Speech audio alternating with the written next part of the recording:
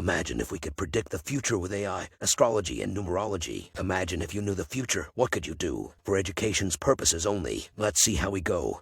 I observe a country bumbling up, puppets that are used again, a darkness, and friends that are in need of protection from the security and riders that the elected officials protect. I notice that wherever cerebral incompetence reigns in the lives of the people, the questionable darkness manifests itself. I perceive a relic of democratic blind obedience when people flee the city to escape the decline of urban lifestyle. I observe that the populace has been signing accords and encouraging our adversary to encourage a more active flow of goods. I notice flowers everywhere, and I believe that restoration must begin with restoring the truth before restoring the people. I see many say they find it surprising that the mainstream is beginning to ponder why everyone despises their entertainment. I observe a man grumbling because he finds such shoddy work intolerable.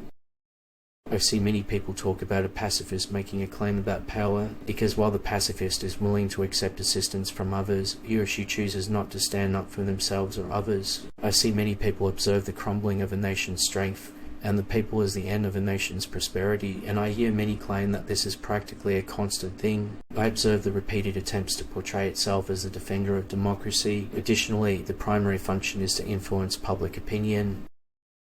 I see many observe that when food prices cause a nation to experience widespread inflation, the people are aware of their internal connections because we all experience pain. I see in a distant land that the people have been stripped of their rights and are now powerless, serving only as machines. While losing everything, many owe something to everyone. I notice the darkness continues by presenting a tweet storm and a collection of quotations that have been taken out of context in order to support a bombardment of the repeated. I observe that a man who has been rejected by the vast majority of the populace and who has not been elected by the populace is standing at the head of the citizens.